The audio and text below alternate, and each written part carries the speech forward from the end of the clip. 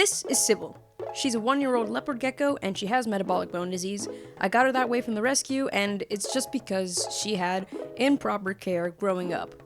Now let's compare her to Ángel. This is my leopard gecko who's also a year old, who I took care of growing up. He was a very spoiled boy and got all the supplements he needed, all the food he needed, and his husbandry was right.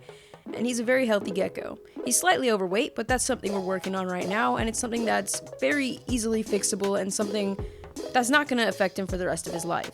However, because of the mistakes that were made to Sybil's care, the things that have come from her metabolic bone disease are irreversible.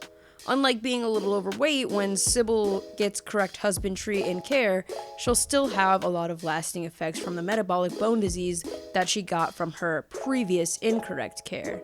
So this video is just here to serve as a guide for anyone who's new to leopard geckos and just wants to make sure they're taking proper care of them, and for anyone who maybe is thinking of getting a leopard gecko and isn't sure they're ready to take care of one, because it's very simple care, but you do have to be careful because certain mistakes early on will be irreversible to a leopard gecko's health.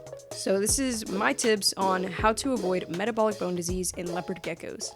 Hi, I'm Leeann, and this is one of my Leos, Amiga Sybil. I won't hold her for long because she does have MBD, and I try to keep her handling very reasonable, not too much, and I don't really want to be focusing on handling her while I'm making this video. But this is Amiga Sybil. She's beautiful. She's a year old now, and I got her from Be Wild Rescue here in North Carolina. She has metabolic bone disease, like I've said a bunch now, and that's why I'm making this video. I really love Sybil, but I do think that it's important to put videos and information out there on how not to give your leopard gecko MBD, because it does impair her life a little bit. When the rescue first got her, she was actually so small that they weren't sure she was going to make it. She couldn't even eat on her own, and a lot of times when a Leo is in this kind of condition, they don't make it that long. But she made a great recovery, she eats well, and I'll talk a little bit more about her in a second after I put her back. But I do want to say this is not a care guide. I do have a post about care on my website if you want to see a lot of more specific details. This is just the basics of how not to give your leopard gecko MBD and what it can do to your Leo if they have MBD. So I'm gonna bring out my gecko Ángel in a minute too, so you can get a size comparison, because they're both a year old, which just happened by, weird coincidence. I didn't do that on purpose, but yeah, so this is Sybil, and I'll be right back.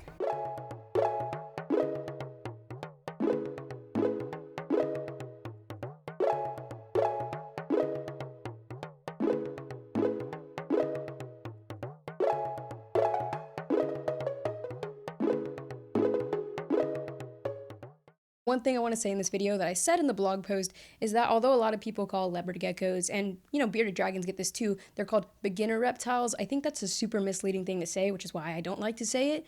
Their care is pretty simple.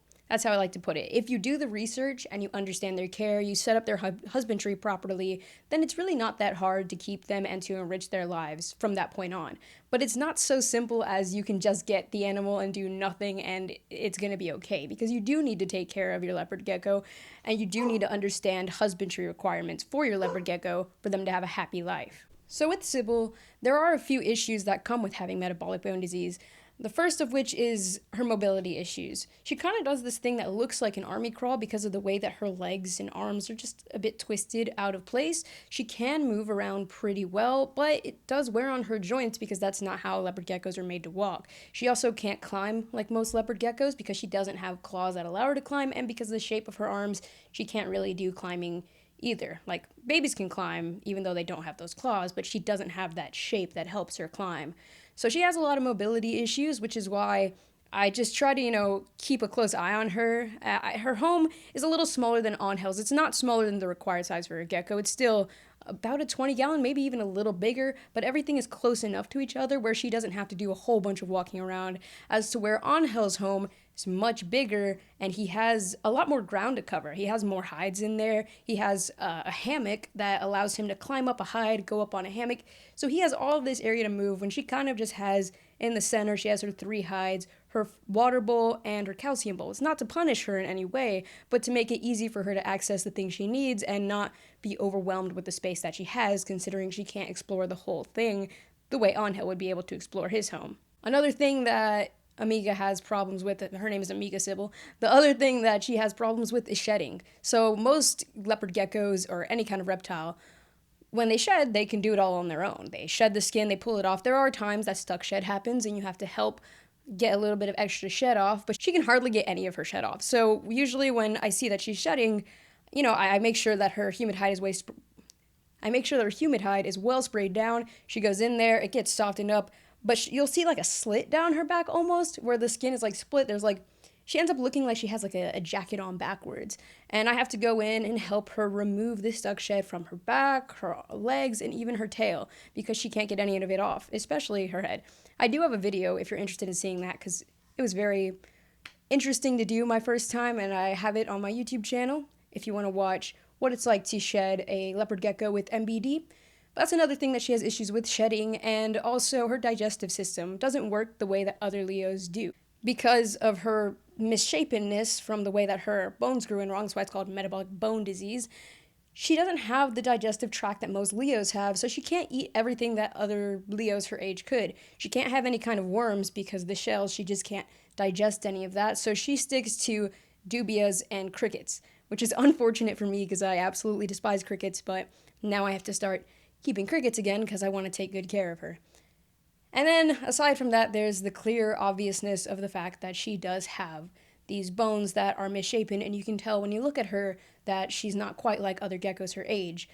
And she's an interesting case because I've seen a lot of leopard geckos that have like metabolic bone disease. Like on the internet, you'll see people post their Leos, and you'll see that their bones don't quite look right, but she's really, really tiny. So to me, that says she didn't only have a lack of calcium, which is what I'm going to talk about in this video, why calcium largely contributed to her MBD. She probably had a lack of food in general. She probably had owners before that didn't feed her enough, that didn't feed her often, that just underfed her to the point where she didn't grow at all. While some Leos, their problem is their food was not mixed with calcium, so they'll still be kind of big.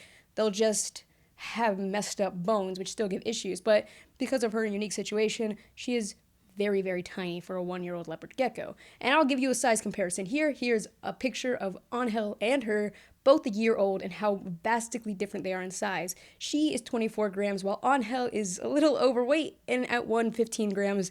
Please don't come at me. Ángel was my first leopard gecko, and I did get his feeding kind of wrong when he got to a certain age. I was still feeding him a little more than I should have, and I did my research, but a lot of people say, you gotta tailor it to your gecko. So I was trying to get Ángel and tailor and kind of mixing with that. I was checking on his weight often and feeding him, and I thought he was on the right track until he ended up being kind of overweight. So he's on a diet now to cut back on his eating because his age caught up to him and he was just eating a little too much for his age.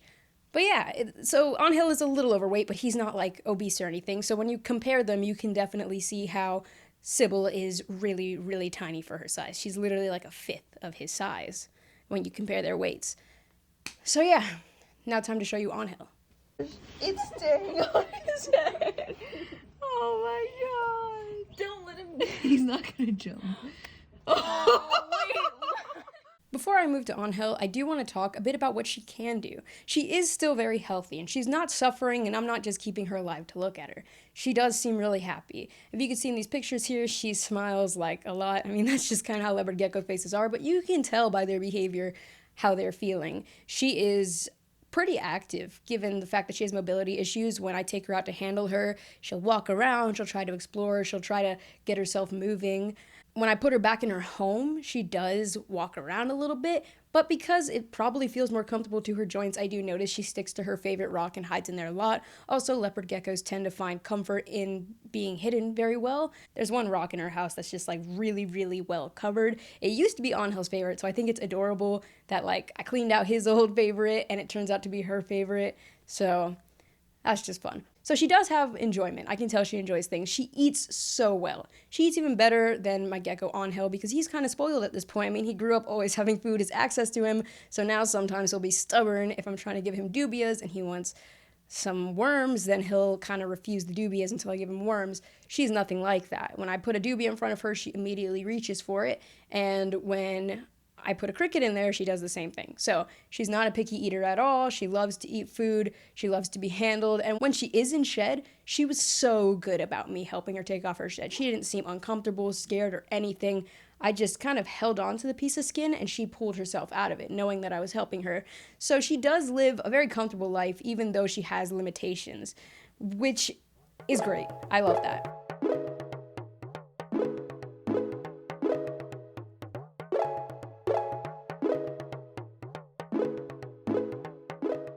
Now, this is the handsome guy I was talking about. This is Ángel. I have had him since he was a little hatchling. When the pandemic first broke out, I had a lot of time on my hands, so I was like, what's something awesome I could do with the time on my hands? And the awesome thing was raise a leopard gecko from birth to adulthood. I had a lot of time for him, which made it a lot easier because geckos as little babies can be a little bit more attention needing than when they're older. Like, I definitely had to take care of Angel's feeding and cleaning. Well, not really cleaning. Cleaning's about the same, I guess, because you still got to clean pretty frequently. But I took care of his eating and taming him down a lot more when I first got him. So, I had to feed him every single day, fed him a variety of insects, and then also handled him a lot to get him to a point where he's really easy to handle now. He can be a little sporadic sometimes, like any gecko or any reptile, any animal in general. But for the most part, he's pretty tame and pretty chill to handle. So Angel's very different. Like I was saying, in comparison to Sybil, he climbs a lot. He loves getting up on his hammock, and he doesn't have a problem with digestion. His, bathrooms are very normal, and he can eat just about any insect that's healthy for a leopard gecko, even though he's very picky about it. And he's got a nice, really, really plunk tail. Maybe a little too plump, but he's just a healthy gecko all around. And you can tell, or I can tell at least, when I'm around him that he just has a lot more freedom because of the fact that he doesn't have MBD, because of the fact that he is just very healthy and all of his, joints don't hurt and everything. He's always out exploring. At night, while Sybil is often hiding away in her rock, just smiling away, chilling, he's always out exploring, climbing, getting his enrichment time and exercise in, and she doesn't do that.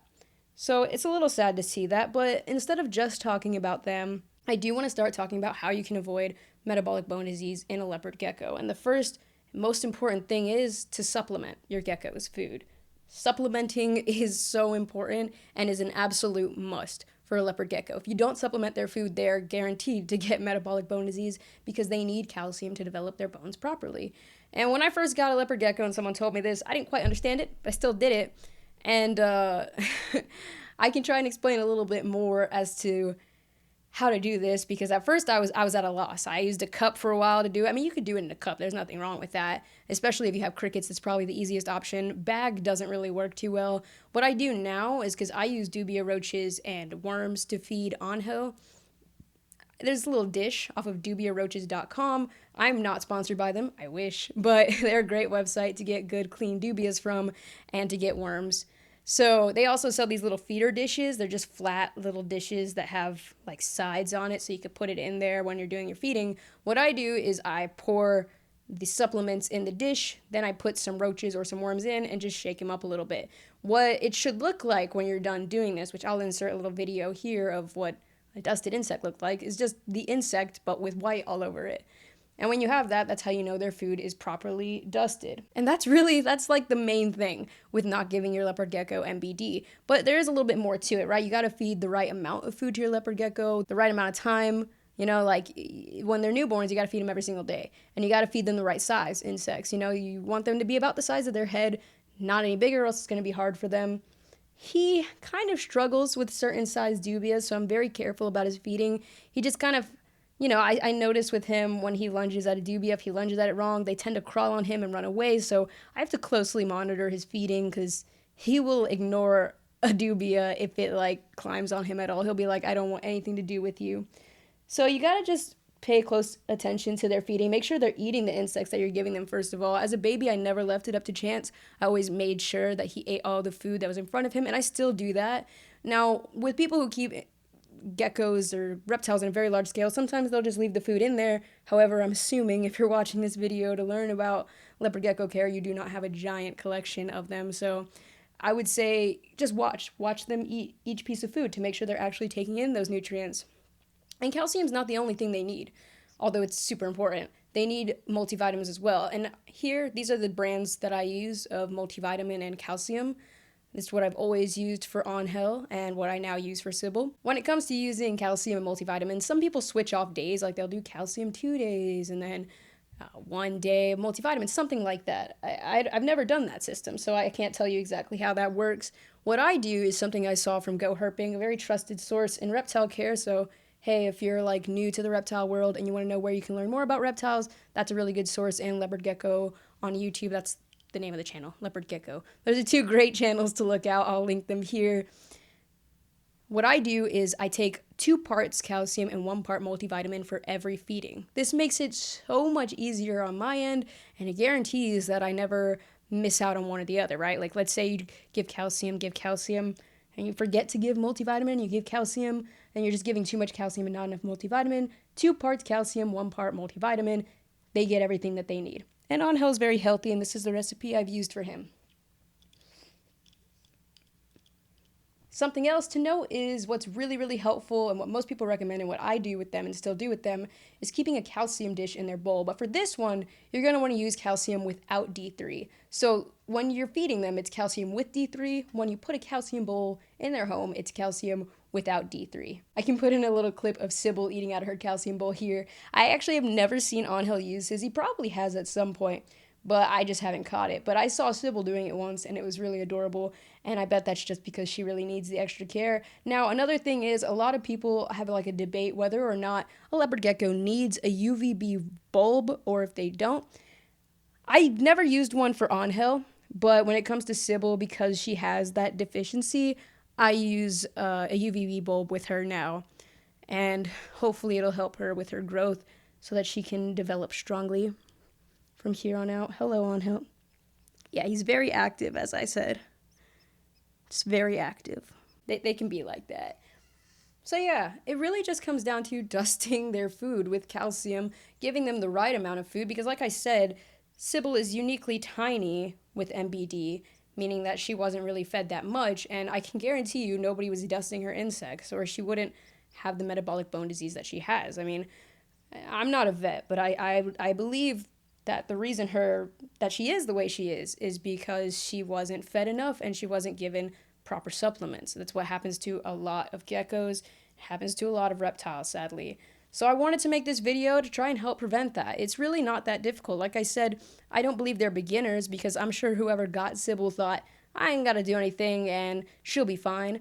But she wasn't, and she ended up having a life-altering disorder because of it. She'll never grow out of metabolic bone disease. It's not temporary. Her bones won't realign, but she can still live a fulfilling life now that she's being treated right. However, if she'd never switched and been sent to a rescue, she would have never been given the proper care that would give her the chance at a better life. So it's really important for people to understand that even though their care is fairly simple, it's not like you can neglect them and they'll be fine. So make sure that you dust your insects with calcium, multivitamin, give the right amount of food. If you want to know what the right amount of food for the age of your leopard gecko is, check out Leopard Gecko on YouTube. I'll link the video here that I watched to figure it out. Generally, every day from 0 to 6 months, and then 6 months to 12 months, it starts to become more of an every other day feeding schedule, and then it changes beyond the year. But I don't want to sit here and give you specifics. I'd rather somebody who has raised a lot of geckos tell you, because it really does also come down to your individual gecko and how they're growing. It's not going to be the exact same for every gecko, but it is similar. So yeah, thank you so much for watching. I hope you learned a little something from watching this video, and I hope you liked my little buddies Ángel and Sybil. They're really great. And if you think this video could be helpful to anyone you know, just let them know. I mean, it is very good to know this stuff when you first get a leopard gecko. And if you're a parent, hello. If you're thinking about getting your kid a leopard gecko, that's awesome. They are great handling pets. They're really fun and adorable. But, you know, it's important to help your kid understand these key points in their care so that they grow happy and healthy. Because there's nothing sadder than having a family pet who doesn't get to have that fulfilling life, because a full life of a leopard gecko could be anywhere from 10 to 20 years depending on gender and care and such. So I hope you all enjoyed, and if you want to learn more about leopard geckos, you can check out past videos I've done on leopard geckos, and you can check out my website getdjpsyched.com, where I talked about leopard gecko care and where I'll continue to post some leopard gecko care things for you. So Until next time, stay psyched.